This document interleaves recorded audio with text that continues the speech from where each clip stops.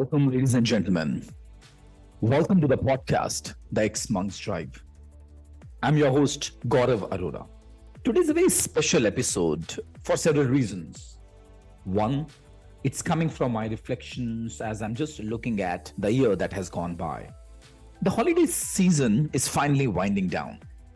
As we all enjoy a little downtime after the chaos of Christmas, warm wishes for a happy new year are floating around. But beneath all the cheer, there's a less talked about phenomena looming: holiday depression.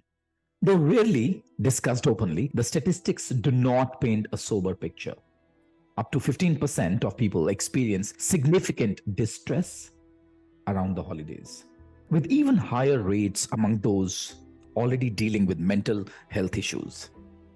For many people, this season brings feeling of sadness, anxiety, and despair, a phenomena known as holiday depression.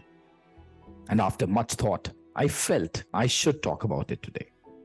In fact, I did some research around that.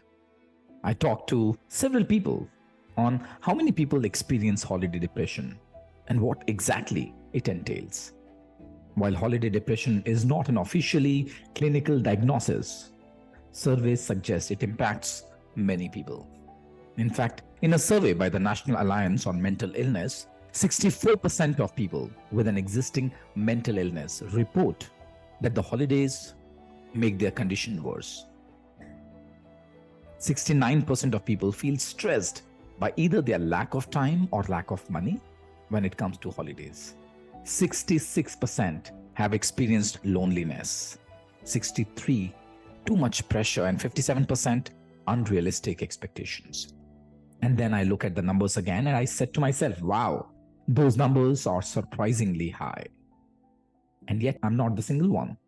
And then I went deeper on why the festive season impacts some people so negatively. There are many factors. Unrealistic expectations around having a perfect holiday season play a role. Reflecting on the year and not meeting goals can affect your mood. Grief, yes, grief over lost loved ones could be devastating. There are so many cultural messages about what holidays are supposed to be. The gap between those fanciful messages and the reality leaves some people disillusioned. And the core issue you won't believe is the feeling of loneliness. That plays a big part of it as well. Surprising, in a time where we send long wishes of togetherness and warmth, loneliness and isolation are huge issues. The contrast took me to a saddening reality. It feels connection is all we crave for. It's one of the basic desires of a human soul. I've said it umpteen number of times that expression, connection, and contribution, they are the three basic desires of a human soul. And every time either one of them is getting compromised, you will feel suffocated. So on one hand, we are talking about celebration. We are talking about togetherness and warmth. Somewhere in one corner of the room, somebody is experiencing that sense of loneliness. I sat with a few of my friends who work in the mental health industry, and they said it comes down to two most significant triggers. Trigger number one, not everyone feels loved and supported. Not everyone feels loved and supported. I can only say that with a heavy heart. One reason for this is because this time of year can be highly sensory experience, according to Marianne Grace, a psychotherapist and the author of the book series, Remember, It's Okay. The holidays are often hardest for those who do not have family or a reliable support system. This includes people who have lost their loved ones and those who have strained relationship with their families. In fact, in the last 7 days, I got 2 calls. One from my childhood buddy who lost his entire family in the year 2022 end. And this time when he was sharing, he said, Gaurav, I don't know what to share. Life has been extremely difficult.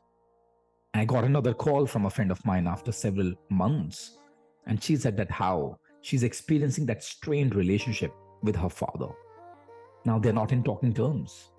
So, on one hand, when we are talking about celebrations, I got these two calls that made me take a pause and ponder what is really important. One person's source of happiness may be another person's trigger. This is true year round, but can be even more pronounced during the holidays. Our thoughts and feelings can also be triggers, both pleasant, sentimental memories, as well as ones that are far more difficult to process, especially during a time when emotions are heightened. We can experience emotional overload. And trigger number 2 is when expectations don't usually match reality. I'm sure you know what I'm talking about. Yes. I have experienced that in my life. Every time when my expectations don't meet the reality which I get, it leaves me with a feeling of resentment, resignation, sadness, somewhere misaligned within. The constant barrage of commercials, decorations, and the posts on social media depicting what this time of year is supposed to look like can also make things worse. With the holidays, we may be comparing ourselves to those around us, how we imagine others are spending their holidays, how the holidays are portrayed in movies or television, or recreating experiences from our childhood. What is visible to you on Insta may not be the reality for that person as well. And yet, deep down, a part of you would want to believe that if only I can have a holiday like this person is having. These comparisons can lead to negative self-evaluations, where we measure our own possibly sad situation against what we see others are doing. This pressure, the pressure between what you're expecting from life based on what you see others are doing and what you are having, can lead to frustration and self-criticism. Even though the holidays look different, it's important to remember that all is not lost. If you're dealing with loneliness, know that there are coping strategies galore out there and general tips for making it through the holidays with your mental well-being intact. Let me share a few ways that I have used in my life that might be of some assistance to you. Let's reimagine the holidays. Sometimes it's easiest to start with some simple questions. What brings you joy? What would your ideal day look like? How can we create a day that incorporates as much of these as possible? Plus, there is your chance to create your own holiday traditions as well. Plan something to look forward to. Find your true purpose of holidays. I love going back home and have my interactions, my conversations with my little niece. If you know me, I have a daughter who's almost like 4 years, and every time when I get into a conversation with Neer, it brings joy to my life. I can sit in front of her, have a conversation with her, and she feels as if I'm the most handsome person alive on earth. He feels I'm the smartest of all walking on this Mother Earth. The reality may not be the true, and who cares when your younger one believes that? Second one is be kind to yourself. Sure, we know this is in theory, but that does not necessarily mean it's something we actually practice. It's okay to acknowledge that you are frustrated by the circumstances, preventing you from doing something different during the holidays. It can be helpful to ask yourself what would make you feel just a little bit better, and then do it. And it does not have to be elaborate. Something as simple as logging off social media for an evening can make a difference. Just be kind to yourself. You can only be kind to others only if you are being kind to yourself. As I often share, self-acceptance is the first step to embrace humanity. What would you say to yourself if you knew that you are your favorite person? How are you going to treat yourself? How are you going to hug yourself? When was the last time you looked into your own eyes in front of a mirror and said, "Hey, I love you"? The next point I would like to talk about is acknowledge what you feel. If you avoid whatever it is you're feeling, that will not solve the problem, but in fact postpone it. For example, if someone close to you has passed away recently, or if you are having a relationship issue with your mother, with your father, with your friend or brother, it's absolutely normal to be in the mood for celebration and have fun. As I shared with you, this friend of mine who called me up after several months, and she mentioned that how she's experiencing strained relationship with her father. She's got some issues that's going on with her brother, and she's struggling. As much as she loves her brother, she loves and respects her father, but something is going on. And unless you acknowledge what you are feeling, you'll not be able to get over that. It's like my conversation with Neer, and I ask her, hey, how are you feeling right now? She will tell me sad, and she would cry. And then I would ask her, is that what you would like to feel? She said, no. And the moment she says no, she makes an attempt. I don't know how she does that, but she does it. She's been able to recognize few basic emotions like happiness, joy, sadness, anger. These are the few emotions that she's been able to recognize. And I think that's a gift. And watching your 4-year-old recognizing, acknowledging these emotions, so you do not have to force yourself to be happy just because you think the time of the year demands it. No. If you're feeling sad, it's okay. If you are missing someone, it's absolutely fine. If you're experiencing a bit of grief or a sense of guilt, remorse, melancholy, it's okay. Take a pause. What's really important is to recognize the emotion and then acknowledge it. Because if you don't acknowledge it, you'll not be able to nurture yourself well. Honor what you're feeling and take your time to heal or even experience the sadness and the grief that's inside you. Be realistic and true to yourself. The festive seasons do not have to be perfect or just like the year before or 2 years back. People evolve, family and friendship dynamics change. Be open to newness.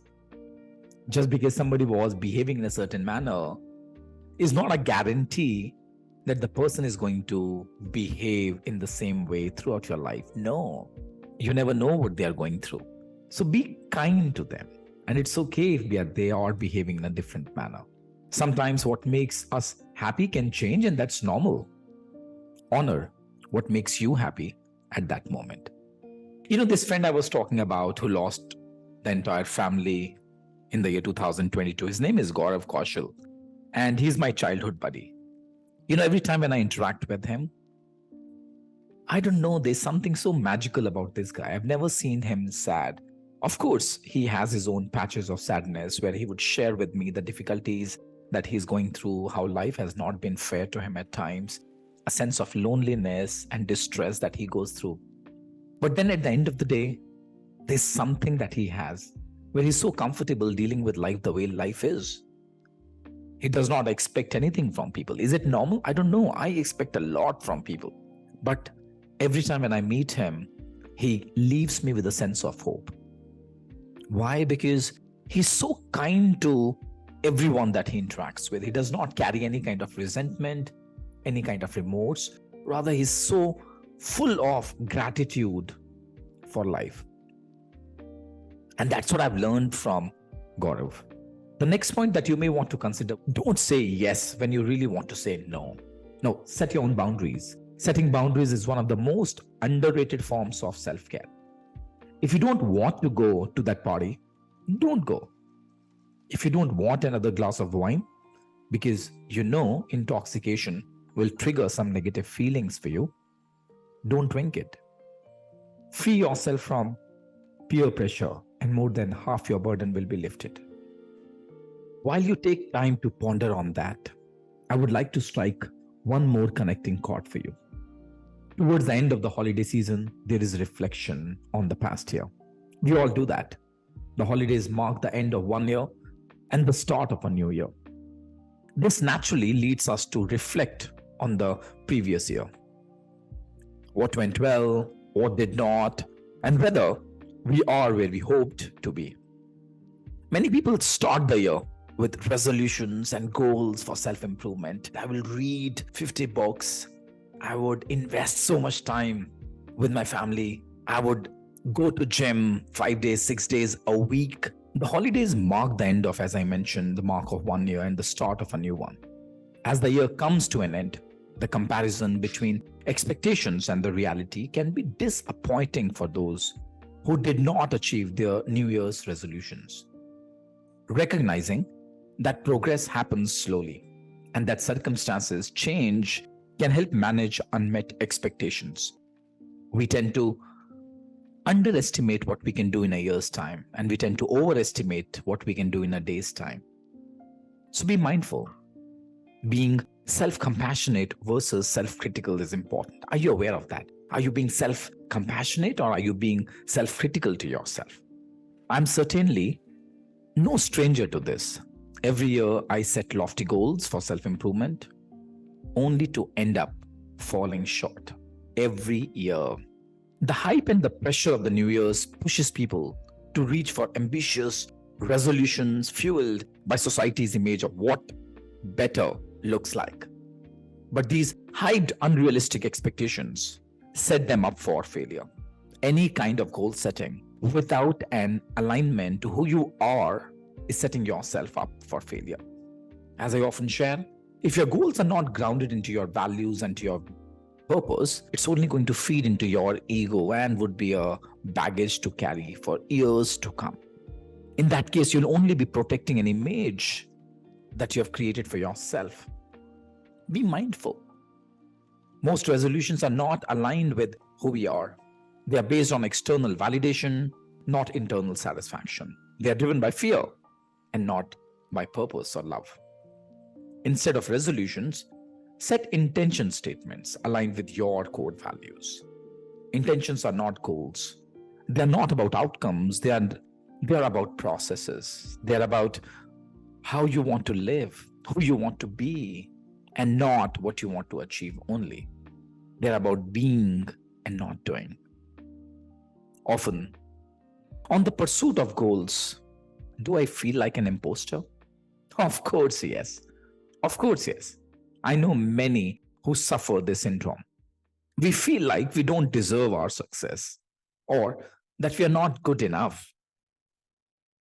We are afraid of being exposed as frauds. The cure for imposter syndrome is to know yourself. When was the last time you took a pause and you sat with yourself to know yourself? When was the last time you sat alone and asked yourself some really deep introspective questions? What triggers me? What are my gifts? What are my strengths? How do I express myself? When was the last time when you sat alone to know what matters to you? To know what makes you happy, what makes your heart sing, what makes your soul dance, to know what you can offer to the world. What's that unique gift that you have? What is your superpower that makes you who you are? We need to rethink our definition of success. Society has a very narrow definition of success, which is money, fame, power. These are not real measures of success. They are illusions. Success? I'm sure you have noticed yourself thinking about that. It's about creating value, making a difference, and leaving a legacy.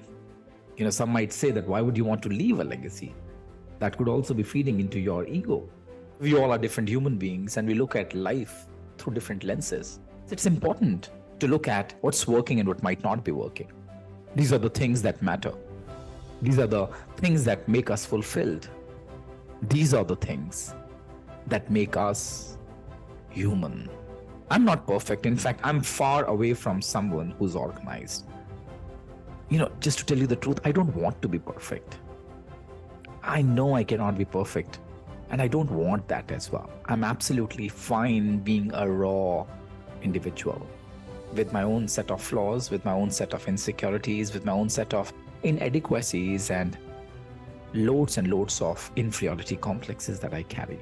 I may not always live up to my expectations or goals as well. I know that, but it does not stop me. This year too, I will not make many goals for myself.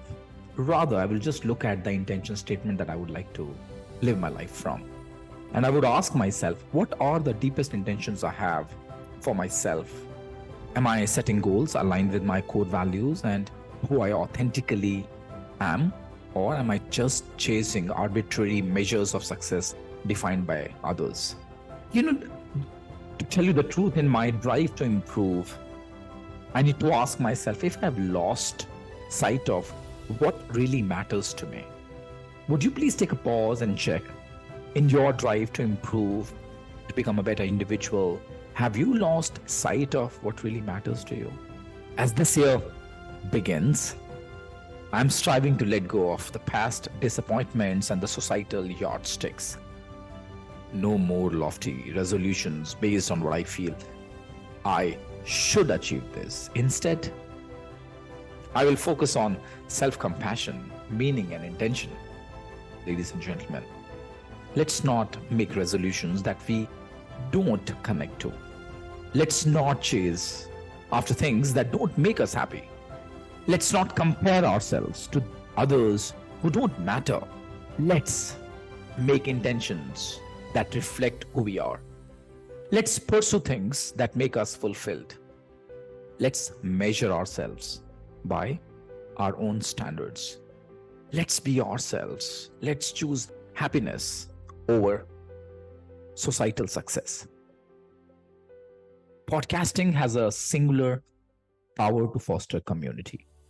Even while physically apart, in many ways, the medium has felt like coming home to myself.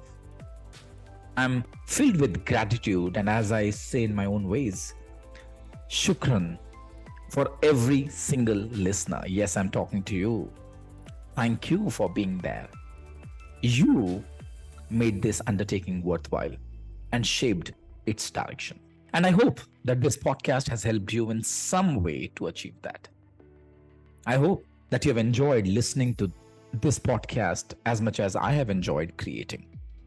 I hope that you have found some value, some inspiration, and some guidance, and also some entertainment from it. I hope that you have felt connected, supported, expressed, and empowered by it. I want to thank you for being a part of this journey. Thank you for your time, your attention, your feedback, and your support. Thank you for your curiosity, your openness, your honesty, and your generosity. Thank you for being you. And I look forward to meeting you with yet another episode with more interesting conversations, more interesting guests, loads and loads of introspection where we can march towards finding our true expression so that we can connect with our own selves and others, and we can find our own ways to make a contribution to all those who really matter to me. Thank you so much. Take care, and I'll see you next week.